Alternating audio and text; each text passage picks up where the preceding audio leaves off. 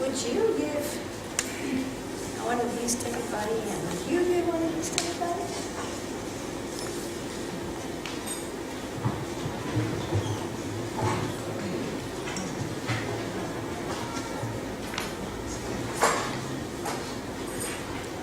This is February 20th, 2015 in Sydney, Australia. Our focus is on using principles from the Bhagavad Gita for raising children, but these principles can certainly be applied to yourself, if you don't have any children, or to anybody that you're, thank you so much, dealing with or guiding in spiritual life.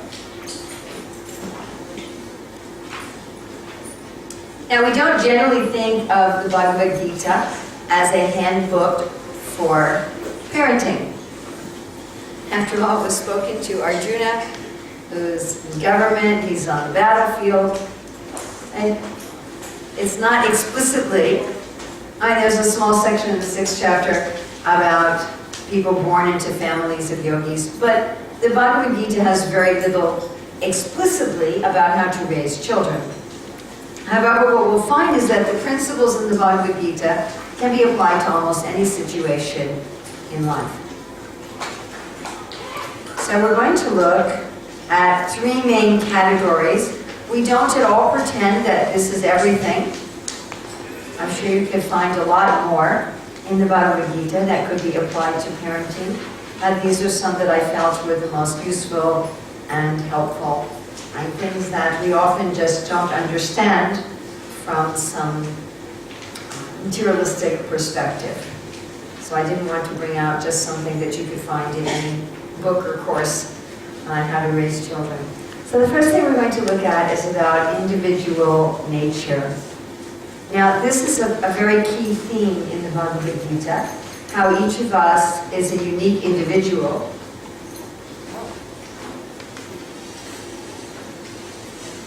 And some kind of thermos. We went from nothing to, I'm not sure what's even.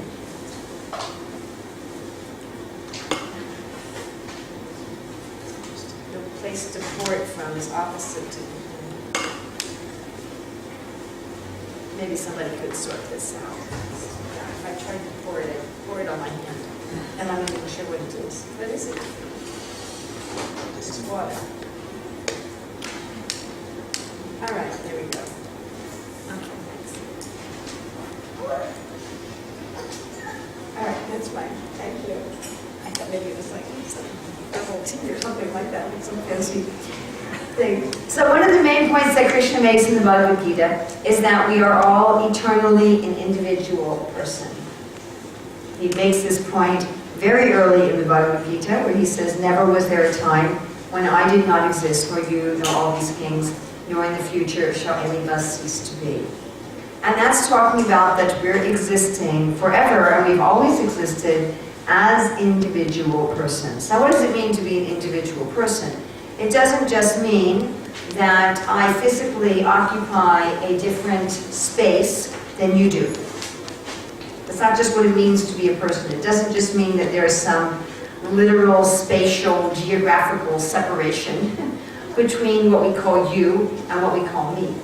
It means that I have a very different nature than you and you and you and you. We all have a very different nature. We have something called a personality. So this personality that we have exists on an eternal spiritual platform. That we have an eternal spiritual personality. So we know, of course, in the works of the Goswamis, like Rupa Goswami, he speaks about Chaitanya Mahaprabhu also in the Chaitanya Charitamrita, when he's speaking to Sanatana Goswami, to Rupa Goswami. They talk about how the perfected living entities exist in 5 main relationships with Krishna. I'm sure many of you are familiar with this. That one can have a relationship with Krishna in neutrality, in just sort of awe and reverence, as a servant, as a friend, in a parental role, or as a beloved. And this idea of these different rasas, actually they're called a staiva, permanent, ecstatic feeling, shows that one's personality exists not in a vacuum, but in relationship to Krishna. Just like even our material personality in this life, it exists in relationship to something. If we say, who are you? You might say, I am an Australian, or I am an Indian, or I am Chinese, or something like that. That's in relationship to something else, to some other group of people. Or I am a member of the Smith family, or the Patel family. Our personality is understood in relationship. It's not just something that's isolated. So, because Krishna is the eternal truth, Satyam Param Dhimini, so our original personality means our personality in relationship to Krishna. We have some eternal relationship. And it's not just that there's 5 kinds of people spiritually, but within each of those categories, there's subcategories and sub-sub and sub-sub-sub-sub, sub-sub-sub-sub-sub-sub, until you come down to each individual person. And Rupa Goswami, again, is really the master at describing these different subcategories, and he just describes some of them. Like among those who are Krishna's friends, he says, well, Krishna has some friends who are in the city, and some friends who are in the country, some friends who are the same age as total equals, some friends who feel themselves a little older and protective, some who feel themselves a little younger and serving. And then he talks about the different natures. Like he talks about the different natures of the gopis, the young girls, some of them that are very argumentative, and some of them that are very submissive. And he goes through all these different personality traits and all these different mixtures of personality traits. So we have, each of us, an eternal personality. We also have things that we like and don't like in our eternal original nature. So we have descriptions of when Krishna is eating, Mother Yasoda comes and feeds Krishna. So when Mother Yasoda leaves the room, he takes from his plate what he knows each of his friends will like, and he gives them what they like. We find that Chaitanya Mahaprabhu also did this when he would be serving prasadam, when he was serving food. He would serve each person exactly what they liked. So this is indicative that in our original identity, our original personal spiritual identity, we have a particular nature. We're this and not that. We may be shy and not bold, or we may be bold and not shy, right? And we may like one thing and not something else. We have favorite colors.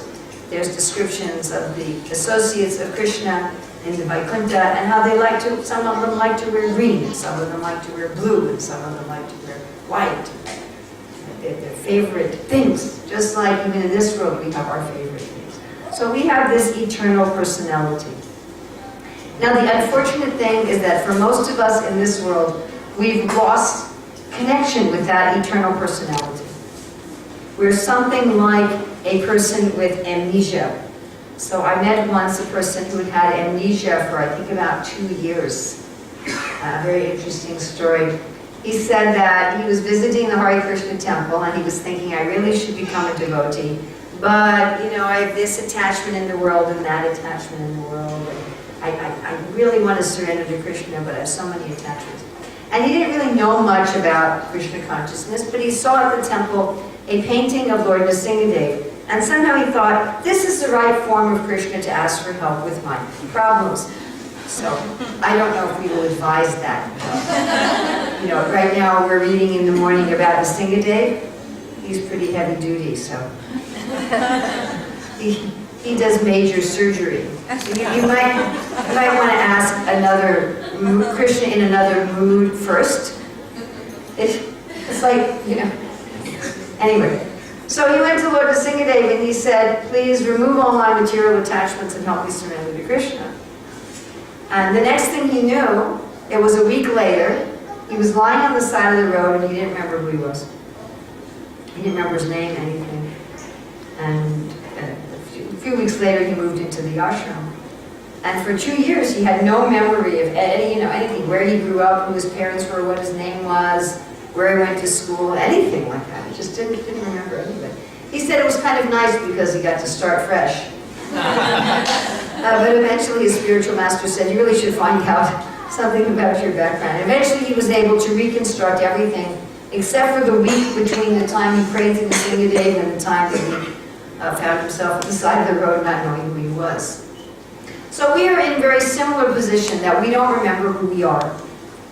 We're something like a dramatic actor who goes to play on the stage and gets so into the role and so into the character that they feel like they've become that character. I remember reading an interview, actually a whole article about a famous actress, Meryl Streep, perhaps some of you have heard of her. And part of the article was an interview with her husband, and he said, I feel like I've been married to 1,000 different women. Because he said, my wife will so much get into the role that she's playing that she doesn't stop when she walks off the set. You know, she comes home as somebody different. And this is what's happened to us. Because of our various desires, we take various bodies. And Krishna explains this in the Bhagavad Gita, Dehi no sminyata dehi pomaram yoganamya tatadeham praptir tirastatra. We take one body after another. And it's not just that we change bodies, we also change our personality, we change our character.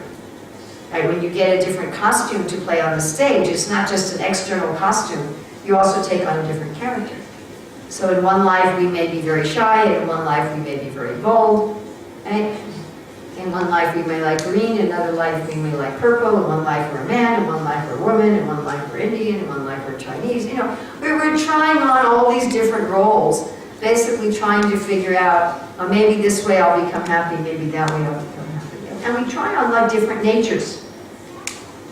So when Krishna's talking about how we're all an eternal individual, he's speaking on the platform of the spiritual individuality, which our process of bhakti yoga is meant to awaken.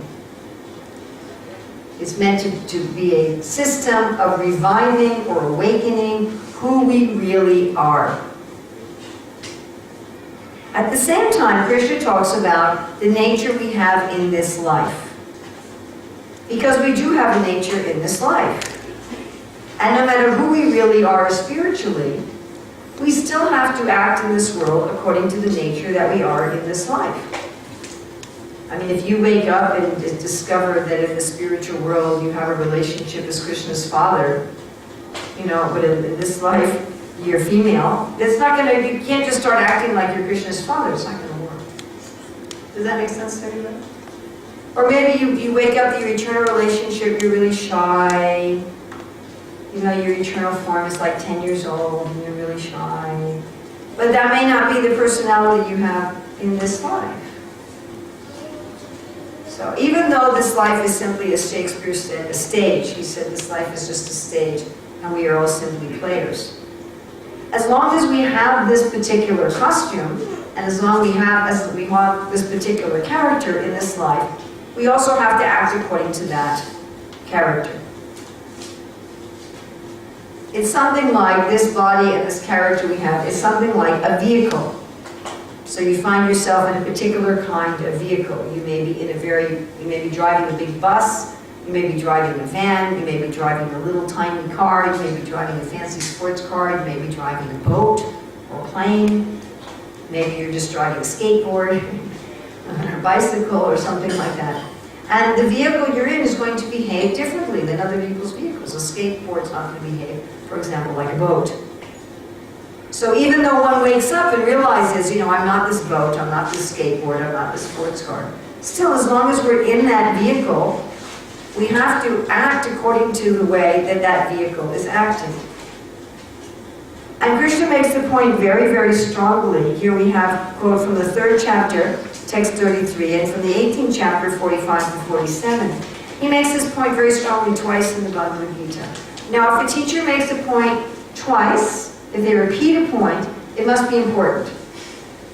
And not only does Krishna repeat it, one of his repetitions is at the end of the Bhagavad Gita. So good teachers will repeat at the end of their lesson the most important points.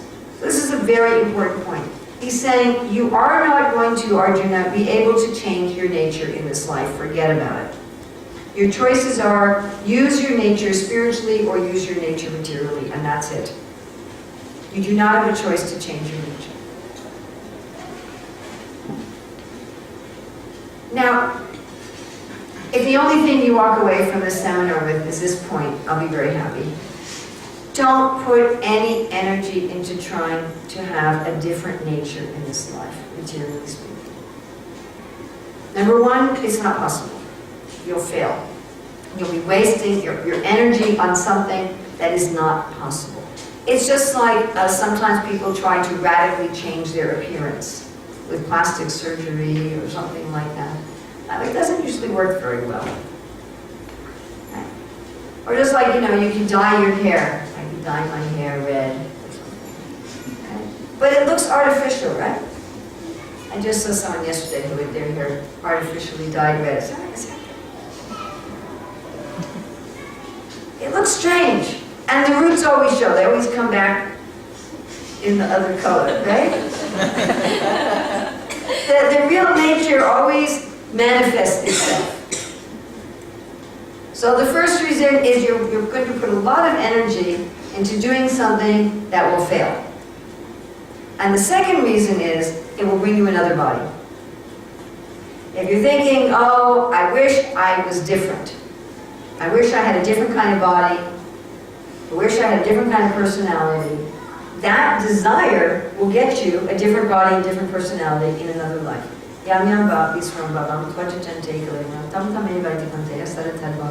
Whatever we think about, we become.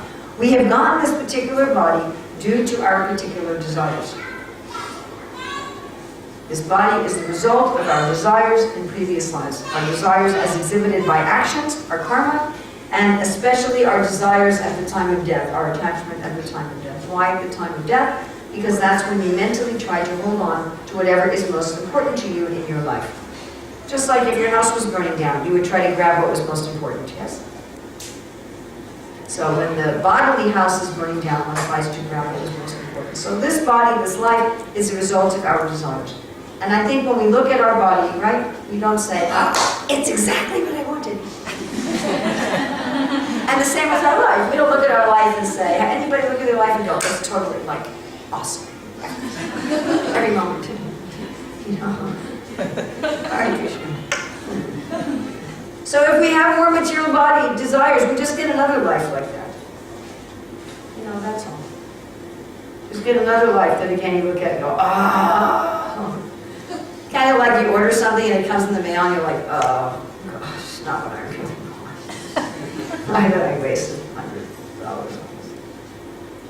So trying to have a different nature in this life will give you A, frustration in this life, and B, another body in another life where Krishna will say, Eka Bhavanam Yogadati Kaman. Okay, here you go. You can try something else.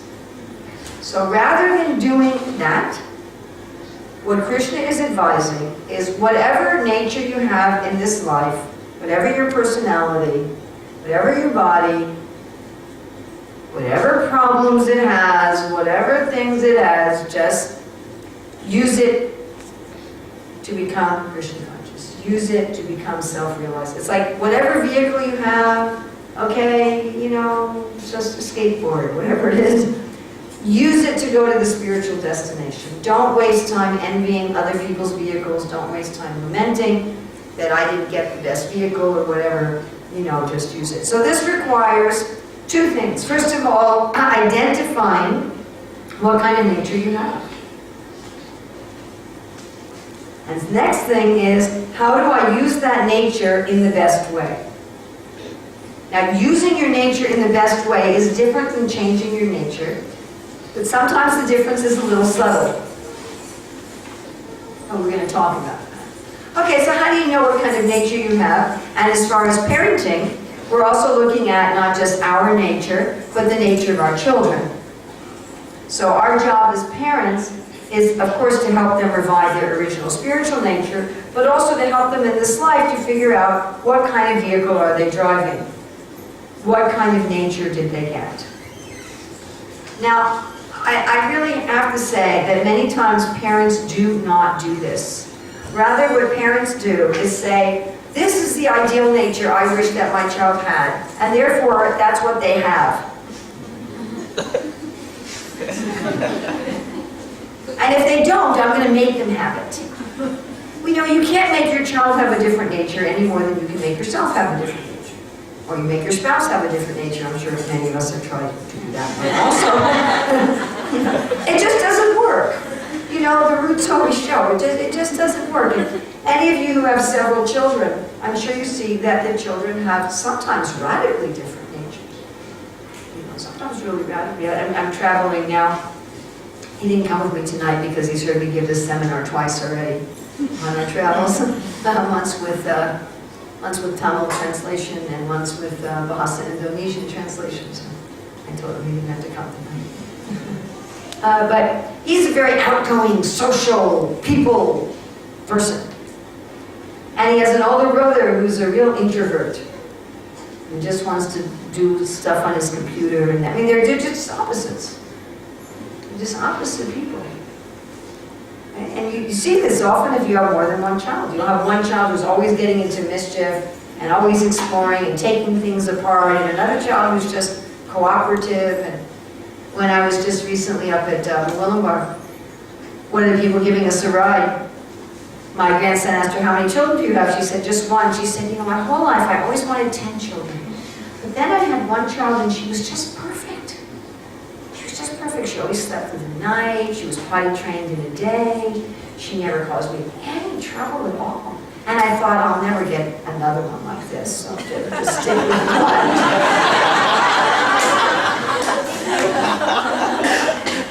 You know, and we often, you know, push kids into certain careers. And many of you look like you're from Indian descent in this room. Half the people here look like they're from Indian descent, so please don't be upset with me.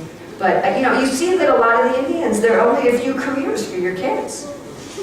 They have like 3 careers that they can choose. That's it. Otherwise, it's a catastrophe. You go drown yourself in the Ganga or something. So this is not the teaching of the Bhagavad Gita.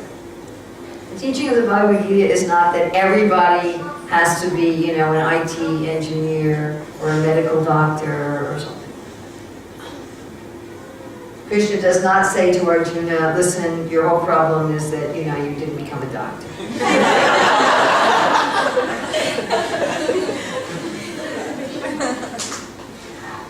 So as parents, we are entrusted with a particular being who has a particular role to play, both for their, what is the purpose of this nature? It's both for our own growth and development, spiritually speaking, and also, frankly, for the benefit of the world.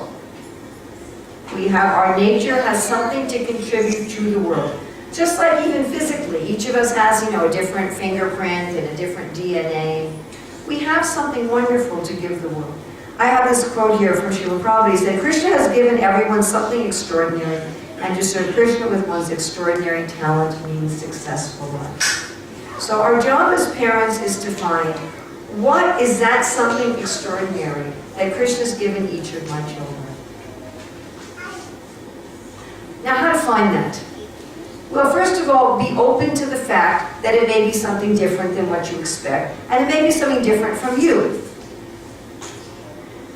Maybe something different from you. Maybe you're a very social, outgoing person, and your child is a very task-oriented, introverted person, or vice versa.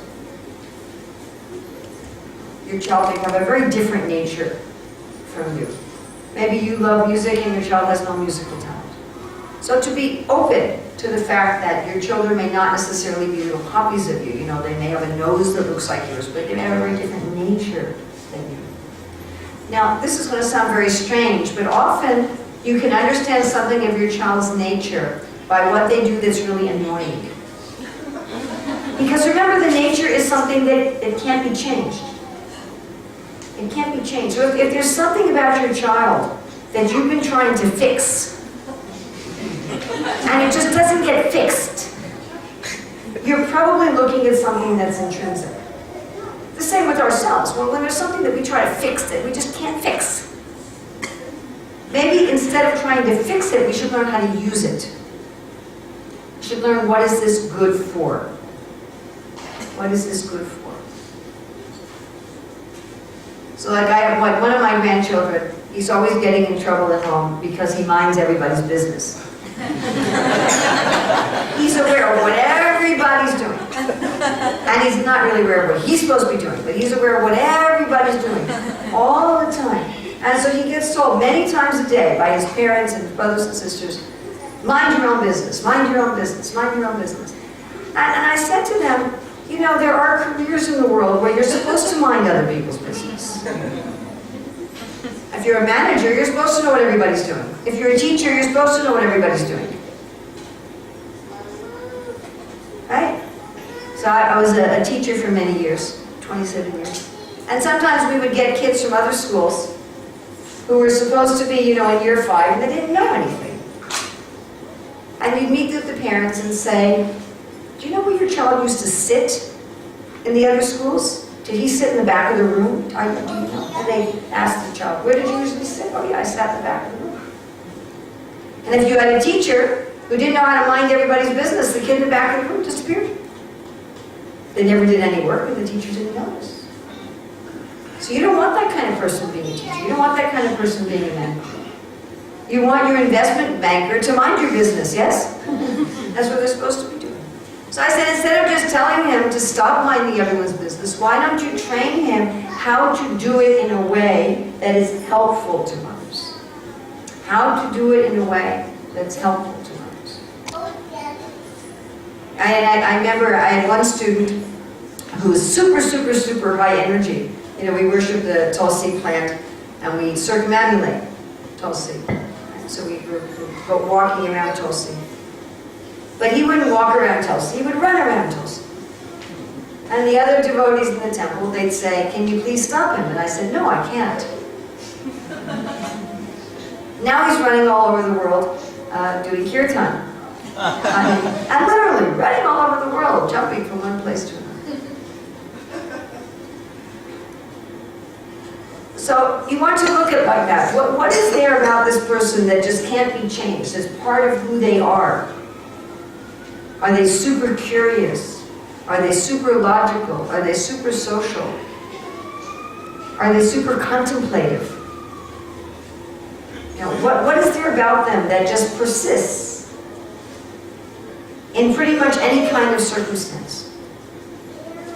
The other way you can tell someone's nature, and this is hard sometimes with very young children, but certainly you can see it once children get to be like 8, 9, 10. And we can certainly see it with ourselves. Is in what kind of circumstance does a person become alive? Do they get full of energy? Just like, you know, in modern medicine, they try to prescribe basically the same kind of diet for everyone. There's a certain, you know, body mass index that's supposed to be perfect for everyone, and there's certain foods that are supposed to be good for everyone. But this is not Ayurveda. Ayurveda says that there's different types. Many of you familiar with Ayurveda? Kapha, Pitta, and Vata. And there's different sorts of diets depending on your body type. And there's different ideals for your body type.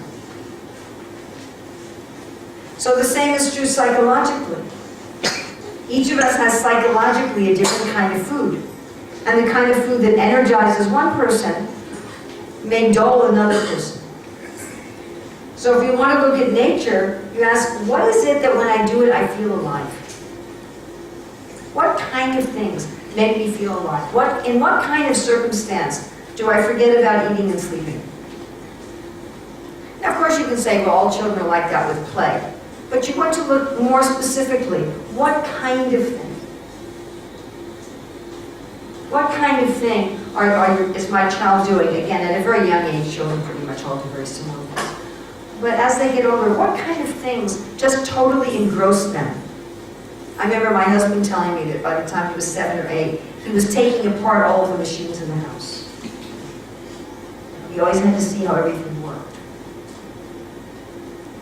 And it would totally engross him. With other people, they like making art or making music. With other people, they like taking care of people. I have one grandchild who the things he loves the most is studying philosophy. And he's the opposite of his brother. He doesn't notice what anybody else is doing. Sometimes I would think, if I walked in the room wearing purple feathers in my hair, he wouldn't even pay any attention. But he has a great ability to just focus. And if you give him some philosophical problem to work out, he'll be completely focused and completely absorbed, and the whole rest of the world goes away. So what are the kind of things that make the world go away for us? In what area is it? So there's people who've analyzed different, it's probably talking about talents, different kinds of talents. Like some people have talents with words, some people have talents with math, some people have talents with logic. Some people have talents visually with colors and space and form. Some people have talents with music. Some people have talents with dance and sports. Some people have talents dealing with other people. They're really expert dealing with other people. They're just intuitively, knowing how to do all the things that other people have to take classes for. And other people have a natural ability to be contemplative and to be introspective. Some people have natural ability with animals. Right? Some people have natural abilities with nature and things like that. And what is that area where we just feel, yes, this is my place? And then you can take it even finer. Do I really like things that are challenging, or do I really like things that are easy? Does this person, do they really like doing things that are the same every day? They like routine, they like ritual, they like knowing what they're going to do, they like a schedule. I remember visiting one family member, and the husband said to me, listen, it's very important. He said, my wife doesn't like surprises. He says, anything you're going to do while you're visiting us, it should be worked out in advance. Make a schedule. Don't just say at 2 o'clock, I think I want to do this. So some people like to, they want everything scheduled, and other people love surprises. Other people love surprises, actually. And Sri Prahlad was telling me a story when he was traveling with Indra Swami, that someone had given them a voucher for travel. It's like a credit where you can go and use it to buy any ticket that you want. So they were getting a ticket with this voucher, and they went to the airport. They went up to the counter, and they presented the voucher, and the person at the other end of the counter, the clerk, said, so where are you flying to? And they looked at each other and said, where are we flying to?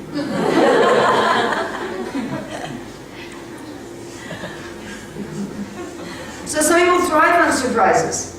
Where am I going to be tomorrow? I don't know. Right? What's my schedule going to be like tomorrow?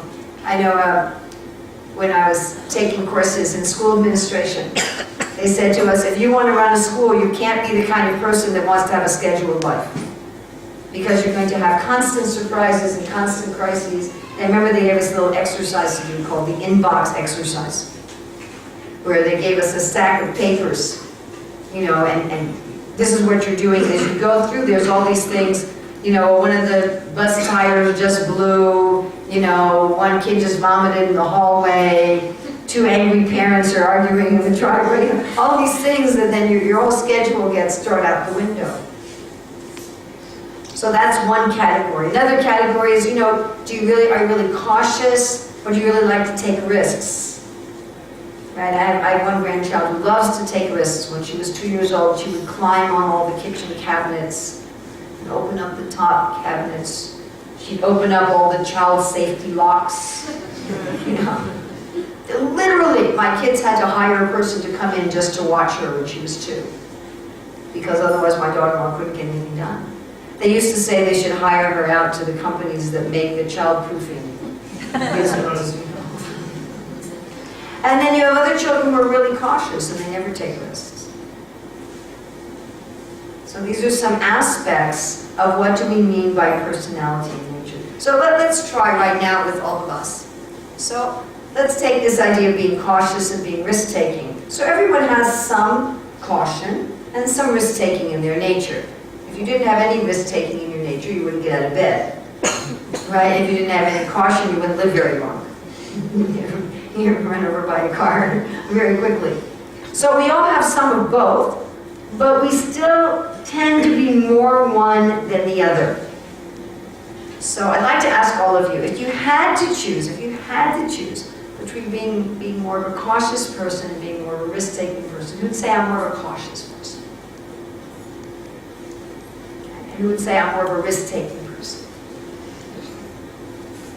Okay, we can use another example. Some people are more people-oriented, and some people are more task-oriented. So some of us, if we want to just, really relax, we want to be around people. Some of us, if we want to really relax, we'll work at some task. We'll work at some job. So again, all of us like people. Everybody likes people to some extent, and everybody likes getting something done. We all have both of those in our nature. But again, if you had to choose, who would say, I'm more of a people person than a task person? And would say, well, I'm more of a task person than a people person. Then another category can be whether you're fast-paced or whether you're slower-paced. So again, all of us do some things slowly and some things quickly, but we tend to have a preference. Some of us are really fast-paced, we want things done yesterday, very results-oriented, we're looking at the results, just get to the bottom line. And some of us are a little more slower-paced, a little bit more reserved, we're more interested in the process. We really want to see how it's done. Like I remember in one temple that I lived, there was one devotee there, wonderful, wonderful artist. She was from Rajasthan, but she did traditional Rajasthani art. She would use brushes that had just one hair on them sometimes, She did little miniatures, also wrote a lot of poetry, just a very, very talented woman. And when she would be making garlands for the deities, a garland that I could make in 20 minutes, she would take 2 hours to make. And the reason is she would take each flower and she would take the flower. Then she'd put it on the needle, and then she would arrange it. And I would think, my goodness, I could never spend that much time making a garland. But her garlands were much more beautiful than anything I could come up with. Okay? So if you had to choose, who would say, well, I'm more slow-paced, I'm more reserved and more slow-paced? And who would say, I'm more fast-paced, more outgoing, more fast-paced? By the way, we should mention that each culture in the world tends to favor a particular personality type and consider it to be ideal. Which sort of confuses things a little bit, because if you happen to be brought up in or living in a country where the ideal type is opposite to your natural type, you may end up pretending to be something that you're not. And if your parents didn't have some idea of nature, they may have pushed you to be something that you're not. So some of us waste a lot of our energy trying to fit into the expectations of our parents or our particular country. So there are certain countries where the outgoing people type is the ideal, and certain countries where the reserved task type is the ideal, and we're pushed into these different places. Now let's just take one characteristic as an example. Let's take the characteristic of being a risk taker. So let's say you have a child who's a risk taker, right? So if you try to respond to them by trying to get them to be cautious, will that work? And that will not work, because they're innately a risk taker. So what you want to get them to do is to take intelligent risks for good reasons. Because people who take intelligent risks for good reasons are called courageous heroes. That's good. We want courageous heroes. But we don't want, just reckless people. So we're going to look, I'm sure many of you are familiar with the three modes of nature: goodness, passion, ignorance. So we're going to look at risk-taking in ignorance, in passion, in goodness, and in bhakti. So if you have a risk-taker who's in the mode of ignorance, what kind of things will they do? Yes? They may take dangerous drugs. Drive, Huh? flash driving. They make flash driving? Fast driving, yeah. They do very fast driving. They might engage in criminal activities. Okay, what about a risk-taker in the mode of passion?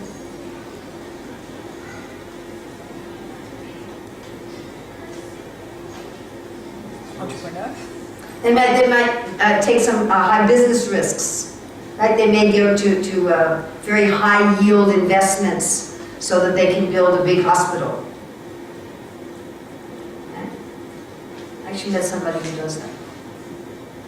So they do very risky investments so that they can do good for the world. And they were telling me, I built this school, I built this hospital, I built this, I built this, that. Okay, what about a risk taker in goodness?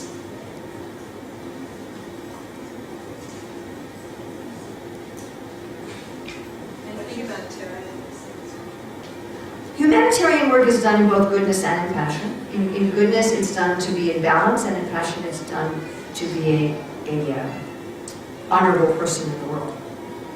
But a risk-taker in goodness might sell all their possessions to go live out in the country and farm organically with just solar power. Something a risk-taker in goodness would do. What about a risk-taker in bhakti?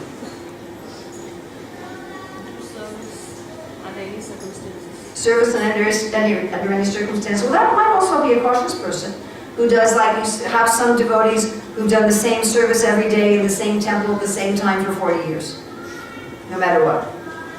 So that would be an example of a very cautious person. I think a risk taker in bhakti would try to preach in Saudi Arabia, or in Vietnam, or something like that. And so the point is, if you have a child who's a risk taker, you want to bring them up to a higher level. You don't want them to be a risk taker in ignorance. You want them to be a risk taker at least in goodness, if not in bhakti. Preferably you want them to be a risk taker in bhakti. But you will not be able to make them be a cautious person. That you will fail. Just like if you have a child who's cautious, you won't get them to be a risk taker. But you can get them to be a cautious person in bhakti. And we need all these people in bhakti. We need people preaching in Vietnam, and we need people staying in the same temple for 40 years doing the same service every day. We had one brahmachari in London. He passed away a couple of years ago. And he was at Bhaktivedanta Manor for pretty close, like 30-something, 40 years. And he did exactly the same service every day. I think he left the property twice, in 30-some years. That's a very cautious person.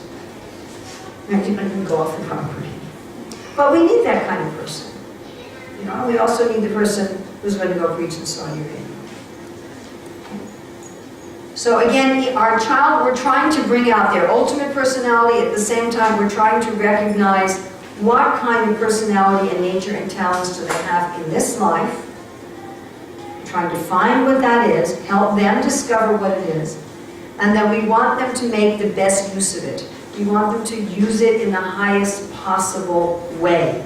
We don't want to change it to something else. Okay, we're going to go on to the next big category we're going to look at. And this is, who are we? The concept of Atma, or self. So this is another very big topic in the Bhagavad Gita. Who are we? And Atma, self, just like even in English, if I say myself, oh, I hurt myself. I talk about my body. Right? But if I say, I'm feeling sad, I'm talking about the mind. And I can also talk about I as the soul, as the real self. So Atma can refer to all of these. Now, in modern society, there's become a push towards what we would call holistic education. Trying to educate the whole child. Although we have to say, frankly, that often this does not take place. Most education in most school systems in the world is aimed purely at the intellectual and is aimed purely at certain parts of the intellectual. Mostly the verbal and mathematical parts. Now, most education in the world today is really, they give a little to music, a little to art, a little to phys ed, but it's not very developed. Frankly, even most logic isn't taught outside of mathematics. You know, what to speak of other things, what to speak of spiritual things. Even, I mean, something that I'm sure we all noticed is that you can go through school without having any kind of instruction on how to have good relationships. Isn't that odd? Isn't that really odd? You know the Pythagorean theorem, and you don't know how to get along with another human being. So this is, and a lot of what you're doing in school is you're not related. You're just sitting in a chair. You know, you get in trouble if you relate to the other kids, right? Very strange way of preparing children for adult life. So the Bhagavad Gita talks about a real holistic education. I mean, Krishna talks about the physical. He says you can't be a yogi if you eat too much or eat too little, sleep too much or not sleep enough. He said the yogi is temperate in his habits of eating, sleeping, working, and recreation. So Krishna's not talking about neglect of the body. He's talking about on the physical platform. Krishna also talks about the mind. He talks about getting satisfaction and peace in the mind, how to train the mind, how to make the mind your friend. There's extensive sections in the Bhagavad Gita about training for the mind and training for the intellect. But also the Bhagavad Gita talks about training for the soul and awakening the soul. And I believe that we should really think as, you know, if any of you here are not parents, or your children are long grown up, or you have no intention of being parents, certainly this can apply to yourself or other people that you guide. But particularly those of us who are guiding children, we have to think, what percentage of our time and energy are we spending on these different things? You know, are we really giving our children something holistic? Now, we have to say that the most important aspect of the self is the soul. The body is temporary, and the mind is temporary, and it's not our real self. It's just the particular vehicle that we have in this life, and certainly it's important. We just talked at length about how to figure out what vehicle you have and use it in bhakti. But it's not everything. If all you do is take care of your vehicle, you're not going to be a very happy person. You also have to take care of yourself. If you just put gas in your car, whatever you call it, you go gas or petrol? Petrol. If all you do is put petrol in your car and you never put food in your mouth, you're not going to be happy for it. Your car's not going to run very well because your driver's going to faint. You know? So it's the same for ourself, our real self, to awaken our real self. And sometimes we think, well, okay, we'll give a few minutes to the spiritual every day. I mean, I see in many families, they're only doing something spiritual with their children maybe once a week, for an hour. Or if they do something every day, it's very brief. Okay, we'll have 5 minutes. We'll do our little puja, 5 minutes. Okay, finish. Now let's get to the really important thing of becoming an engineer. You know, it's just the spiritual becomes just put off to the side. But that's the really, really, really important part of life. My dear friends, the other things are also important. We're not saying they're not important. But they're not as important. They're not as important. So they shouldn't be getting, 90-95% of our time and energy in how we're raising our children. It's not that spirituality should be 1% or 2% or 5%. And I think, wow, if they only have spirituality, how will they get a good job? But Krishna says in the Bhagavad Gita that those who take up the path of yoga are not bereft of the results of fruitive activities. They're not bereft of the result of intellectualism. It's not that you become a loser. And it's not that spiritual activity simply means sitting down and chanting. A spiritual life is not some narrow or stereotype thing. So when one is dedicating everything to Krishna, then everything becomes complete. So there's basically two ways in which we want to give our children this holistic spiritual education. So one of them is in some time, every day, sometime, geared exclusively and absolutely just to the spiritual, to nothing else. And not as, a religion, and not as something cultural, and not as something ritual, but as something really deep and spiritual. Not just that you're trying to teach your children the prayers and you're trying to teach them how to, but that you really want to get that spiritual connection. You want them to awaken their real self. You want them to become enlightened. This is the opportunity of getting a human body. So sometime with deep quality, even if it is only 5 or 10 minutes, something that's deep, where you're really discussing the Bhagavad Gita or the Bhagavatam or the Upanishads or other scriptures with them in a deep way, when you're really chanting mantras with them in a deep way. I was recently at a school where the way they get the children to sit quietly, they say, okay, everybody be yogis. I said, that's not yoga. It's such a superficial thing. But somehow the kids think if they sit cross-legged and put their fingers together that they're doing yoga. It was very interesting. I was just visiting a family where the mother was telling me how for all her 3 children, she was using meditation during childbirth and didn't have any pain. And I said, I also did the same thing. I said, yeah, I also had painless labors by using meditation. And she said, how strange it is that people who take up Krishna consciousness don't then apply those processes to the other things in their life. So we should be teaching our children deep things, actually how to meditate, really how to chant mantras, how to worship a deity with heart, with real connection, we're looking for real spiritual experiences. Not just some ritual thing. And okay, we've done our little ritual thing, and now we go on with our day. And that's minimum, at least to do that. But then beyond that, Krishna is advising in the Bhagavad Gita how to spiritualize everything in life. He says, Mam anuswaram nityacha, think of me while you fight.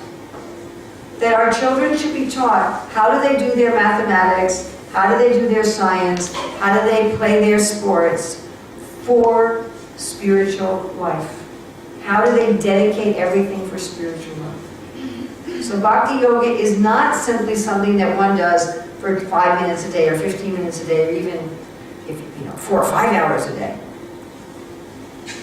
It's something that should permeate one's life. It's something that should absolutely permeate one's life. That everything then, as Krishna says in the Bhagavad Gita 4:24, that everything becomes merged into transcendence. And that is real holistic education. That the activities we do for physical health and physical development, these are done for spiritual advancement. What we do for our mental development, for our social, for our intellectual, for our emotional, for everything. That everything is offered to Krishna. And therefore there becomes no difference between direct spiritual activities like sitting and chanting and meditating and these activities offered to Krishna. They all become part of the same spiritual nature. And it's not a question of balancing our material spiritual life or what percentage of our time we're giving to them, but all of life becomes spiritual. This is the real beauty of Bhakti Yoga, and this is one of the most wonderful teachings of the Bhagavad Gita. And frankly, very few people know how to do this. Most of the religions and philosophies of the world, they don't really know how to do this. They don't really have a science. How do you make all of your life spiritual? So this is how we should be educating our children. Not simply, this is our religion, or this is our culture, or this is our ritual, and it's something we do sometimes so we can pat ourselves on the head and say, yes, I'm a very spiritual person. Okay, we've added some spirituality to your life. So the last thing we're going to look at is how to find happiness. So this is ultimately what every parent wants for their children. They want their children to be happy. We hope. Yes. Generally. We want our children to be happy. So in the modern world, what is the formula for happiness? It's usually you go to a good school, you get good grades. You get into a high status college, and you get good grades there. Then you get a high status job, make a lot of money, get a very big house, at least 2 cars, maybe one of them's a BMW or a Jaguar. Have an attractive spouse, have attractive children who also go to the best schools and get good grades and get high status jobs. Get a flat screen TV or 2 or 3. And if you're really westernized, you get a dog. And this is how you become successful. And then you give some charity, you do something for the world. Maybe you have a solar panel on your roof. And in this way you become successful and you become happy. But the fact is that none of these things are guarantees of happiness. Otherwise, all of the rich, famous, successful people in the world would all be happy. Are they all happy? Or even will be charitable. Are 90% of them happy? Are 90% of people who have high status careers and lots of money and big houses and attractive spouses and Rolls Royces in the garage, for instance, are they all happy? No. I mean, every day you can read in the newspaper how one of them's unhappy, isn't it? Some big person. Awards and famous and the most attractive spouse practically on the planet and money pouring out of their ears. And you find out that, they have a drug habit. Or they commit a crime, or they commit suicide, or they're secretly beating their wife, or something. And you find out that, they're not happy. So, my dear friends, why do we tell our children that this is the route to happiness? Why do we do that? When we're giving them a false map. And you want to go someplace. I mean, now it's so easy to get someplace. You just type your smartphone through GPS, and you go someplace. Why would you give somebody a fake map? So this idea that happiness is going to be found in those things is just false. It's not that there's anything wrong with those things. It's not that spiritual people can't have a BMW. You could be a spiritual person with a BMW. BMWs are not intrinsically materialistic. Nor are flat screen TVs. Right? They're not intrinsically evil. But they don't make you happy. In and of themselves, they don't make you happy. So what's the key to happiness? So there's a number of things Krishna talks about in the Bhagavad Gita. We're going to look at 3 of them. And all of these seem to go counter to what is being taught in modern society. So the first one is very counterintuitive. The first one is that happiness is to be found in giving rather than taking. So from a material point of view, it looks like happiness is to be found in taking. If I give, how will I be happy? I give you all my food. I have no food. I give you all my money. I have no. How will I be happy? So I find it fascinating, Bhagavad Gita 3:15, where Krishna says, Sarvagakam Brahma Nitya Yajna Pratistitam. God is everywhere, Brahman is everywhere, but Nitya always, Yajna in sacrifice, Pratistitam, it is there. And Krishna makes a similar astonishing statement in the Bhagavatam. He says, Tapasa Hridayam Sakshat Atmaham Tapaso. He says, Tapasya is my very heart and my very self. Well, this is kind of strange. God is Anandamaya Vyasat. He's always joyful. It's pretty lousy to be God and be unhappy, He's always joyful. Always ever expanding joy. And why does he say, Nitya Yajna Pratistitam? I'm always found where there's sacrifice. Tapasya is my very self. This is bewildering to us. It's just the opposite of what it appears to be. So what does this mean? But I'm sure we've all had the experience where we gain more happiness by giving than by taking. We've all experienced this. Especially those of you who are parents. How much do you sacrifice for your children? And at least sometimes, maybe not all the time. But sometimes you're happier sacrificing for your children than just doing something for yourself. You know, you spend your money and your time and your effort on someone you love, that can give you much more satisfaction than if you spend the same time and effort and money for yourself.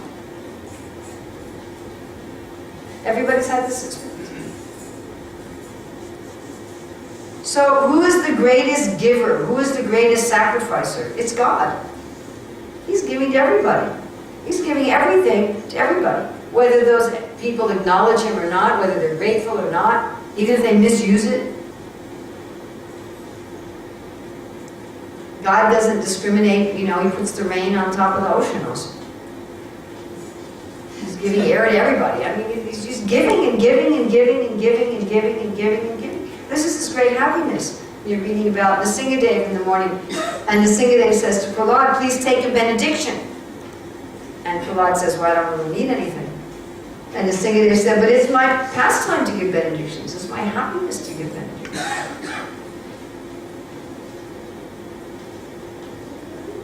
So this is where happiness comes from. Happiness comes from giving. This is what's called our Sanatan Dharma. Prabhupada says our Sanatan Dharma is to be a servant, to serve, to give. This is the most intrinsic, indelible, inherent, can never be changed nature of everything that's alive. Because we're part of God. And He is the biggest giver. We seek enjoyment, certainly, but we also have, our nature is to give. It is our nature. Our nature is not to be takers. So happiness is found in giving. Happiness is found in sacrifice. Now, there's sacrifice in the mode of ignorance, there's sacrifice in the mode of passion, there's sacrifice in the mode of goodness, and there's sacrifice in transcendence. Sacrifice in the mode of ignorance will not make you very happy. But we need to teach our children that happiness is found in giving rather than taking. And this is something, again, modern society just doesn't get this at all. The message in the schools, the message in the movies, and the advertisements is all happiness is found in taking and taking and taking and taking and taking. The next big point that's also very counter to modern society is that happiness is found in self-control. And happiness is found within.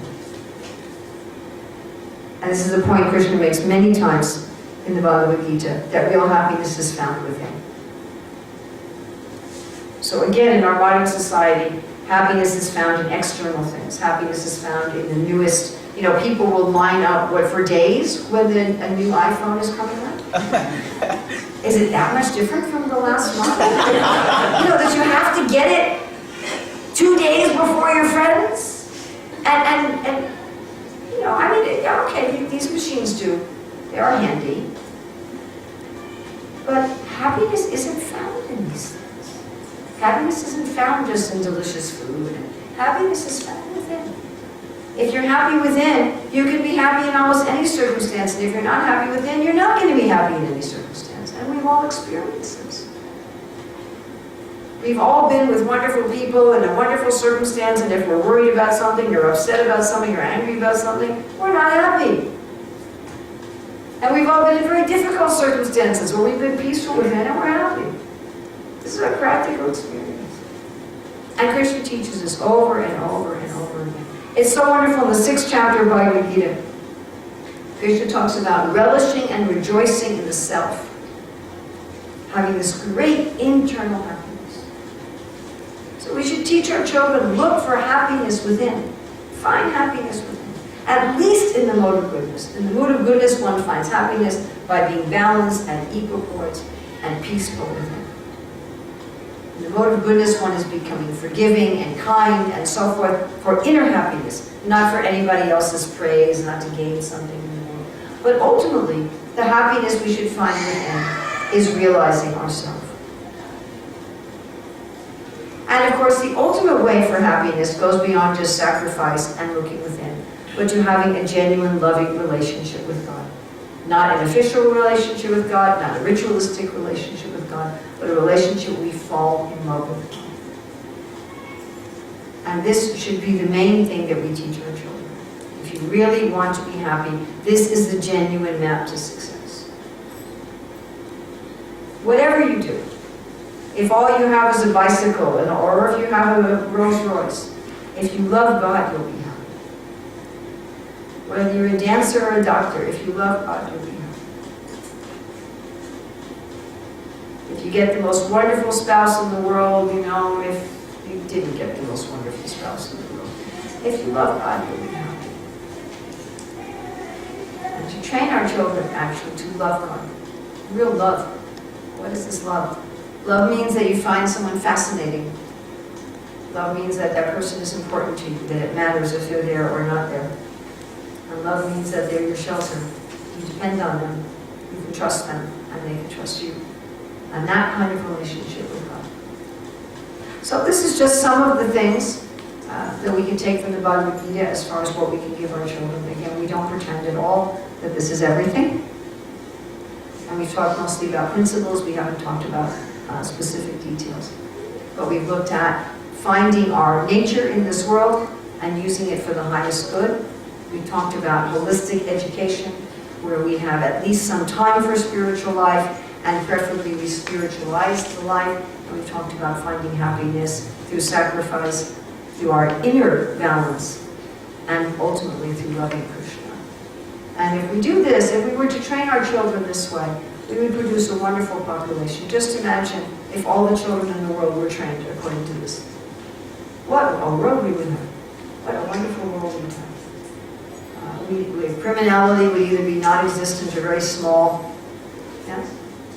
We wouldn't have all this exploitation. Those things would automatically be solved if we were to train our children in this way. And if we trained our children this way, we wouldn't have to worry about population control either. The whole current population of the world could fit into the state of Texas, and everybody would have about 1,500 square feet. And the earth could support a large population of children like this. So this is one of the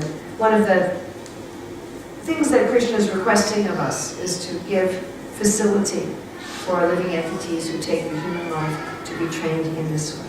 So we have a little bit of time for questions and comments and discussions and additions and subtractions. Corrections. Yes? I have actually two questions. Okay. Yeah, so one thing I was concerned about is I have a daughter, she's 6 years old, and she is the perfect child I could ask for. Krishna has blessed me with such a child, and at the moment, due to certain circumstances, I'm not with her. And on some time points, it's will she continue the same way of her devotion and spiritual life, even if we meet together later, or will she get distracted? That is the only thing that worries me. So will the devotion I see in my child when they're little remain when they're older? Yeah, just because I'm not there, and I just feel will it be the same that? Well, we don't know. One can never know what the future will be. But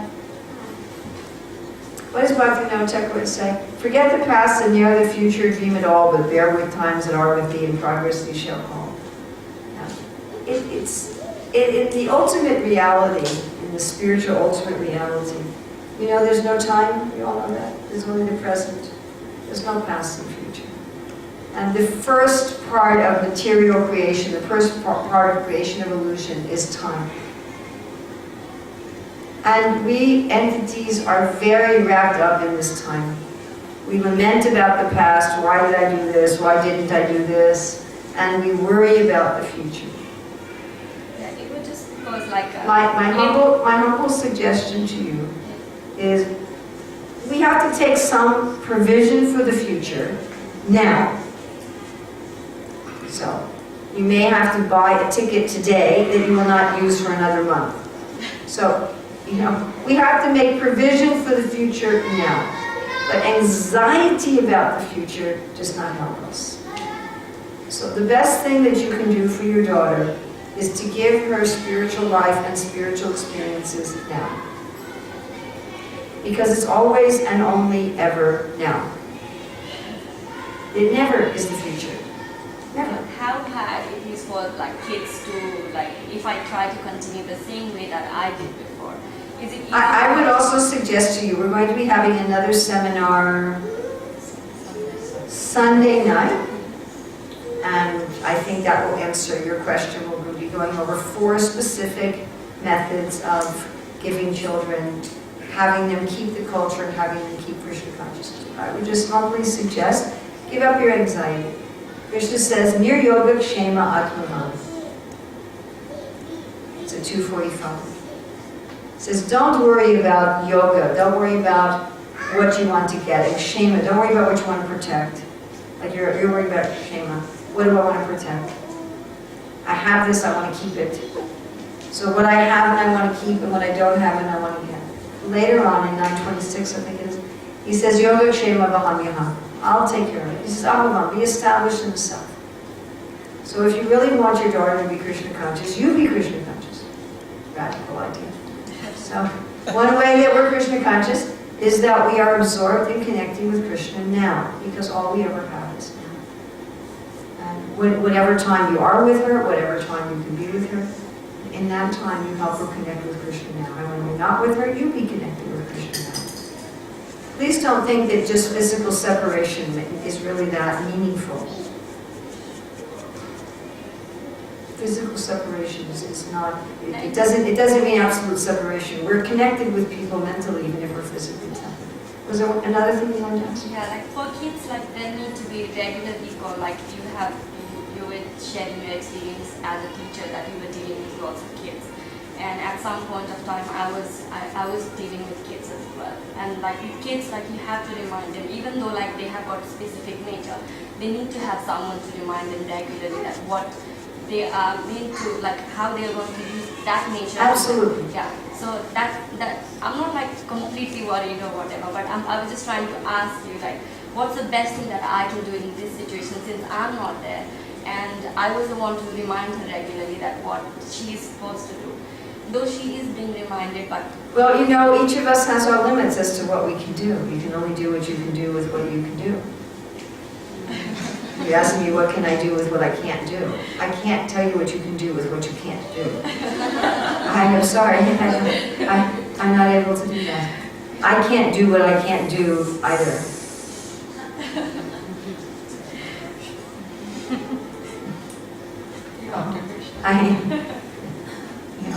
I just, I'm not sure how many months ago, so one of my grandchildren who's 16, she left home and moved into an ashram.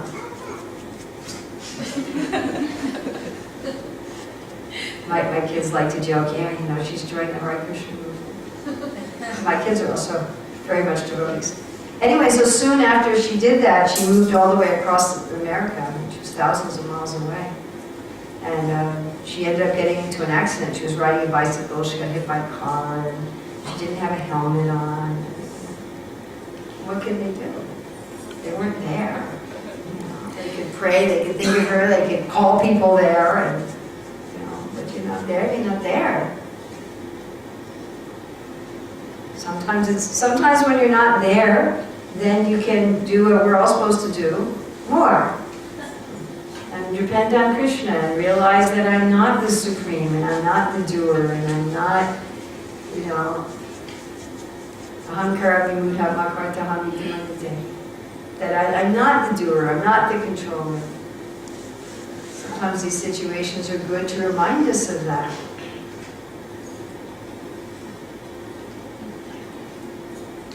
It happens to everybody, doesn't it happen to everybody?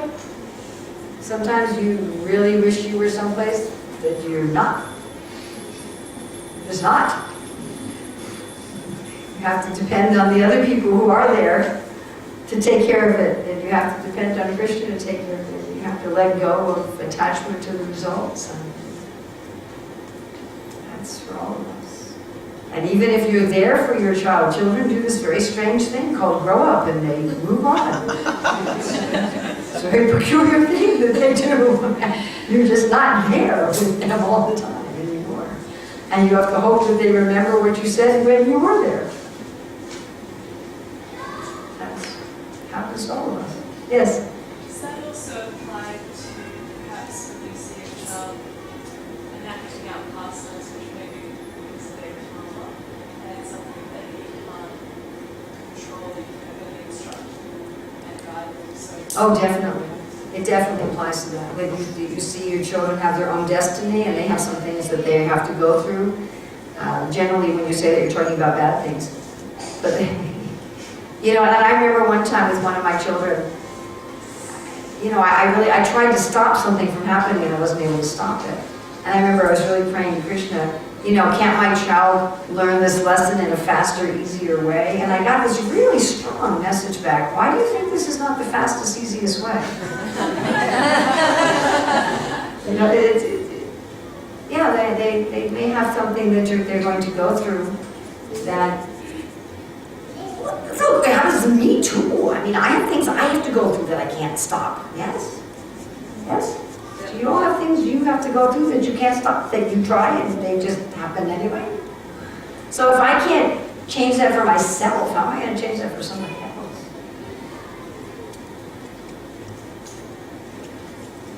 But you can always be a well-wisher. Isn't it? And get a little compassion for Krishna. Seriously. The Karuna Rasa is also described as compassion for Krishna. This is why we teach Krishna consciousness, because Krishna as the Supreme Father, Krishna says, I'm the mother, the father, the grandson. Krishna as the Supreme Parent, you know, he also has to watch us go through things that really aren't necessary, but that we make necessary by our stubbornness and foolishness, but they really aren't, technically speaking, necessary. No pain and suffering is necessary at all. It's not necessary. It's not that Krishna's designed a reality where pain and suffering have to be experienced. But you know, by our actions and our foolishness, we bring it on ourselves. And sometimes we just have to go through it. Yes? You raised the point about children having an intrinsic nature. But we're also told that children are like software and malleable. So the question is, how do we get the balance whereby you... Oh, very nice question. So I don't know if everyone heard him. He said, I'm talking about intrinsic nature, but also we hear that that children are like soft dough and they're malleable. Prabhupada would use this example. I see that they're malleable in the sense of what do they do with their nature. At least very clearly according to Bhagavad Gita. Because Krishna says very clearly, your choice is, are you going to use your nature for me, for Krishna, or are you going to use your nature for illusion? And he says if you use your nature for Krishna, then you get all help and you get all guidance, and if you use it for illusion, then you don't. And I see nature as being something neutral. And I'll see it as being intrinsically good or bad. That it's a neutral thing. And Krishna is emphatic that you will not be able to change your nature. In rare circumstances, it may be possible. Like Prabhupada gave the example of Vishwamitra, who went from being a Kshatriya to being a Brahmana, but it took him 60,000 years, and it was a very difficult process. So it's just not recommended. It's really not recommended. What tends to happen if you apparently change a child's nature is you put them in an artificial situation. And people do this. And sometimes people go through their whole lives like this, where they've gotten a career and a life that's not really who they are. And they kind of just sort of drag through life. And that's not the way that we're meant to live. So you can do that. I mean, and I think in modern society it's a little harder to do that. I think in former times it was a little easier when children had a higher sense of obedience to their parents. So, you know, when children were raised, absolutely you have to obey your parents. If the parents wrongly guided the child might end up being really stuck. But anyway, that's what I see as soft dough. I see you can mold their character, which is different than their nature. Anybody can be honest, anybody can be kind, anybody can be compassionate, anybody can be forgiving. That's not nature. Anybody can be self-controlled. That can be molded. Anybody can be respectful. You know, whether or not children are rude or respectful is almost entirely a question of training. But the basic personality type, it's like the basic body type, you know, it's just there. Yes? I'm a mother to a 2-year-old girl is right for me to be able to help her. I understand this starts with identify the nature and then channel it in the right way, being mindful. The third part of it, where you talk about sources of happiness, you use the word self-control. So the word self-control, does it mean no indulgence at all or over-indulgence? Well, it couldn't mean no indulgence at all, because Krishna says one who's tempered in their habits of eating, sleeping, working, and recreation can mitigate all pains by practice of the yoga system. And without any indulgence at all, you're going to die. You know, the body and the mind and the intellect all need food. So it can't mean that. It has to mean proper and regulated indulgence. It can't mean no indulgence. Okay, so I think we should end here. It's 9 o'clock. And we'll be discussing the topic of children from a very different angle, very different perspective, and looking at mostly how to train children so that they're likely, that discussion will be a little bit more psychological, sociological, how we can train our children to keep this culture of Krishna consciousness throughout their lives. So thank you very much. Srila Prabhupada ki jai.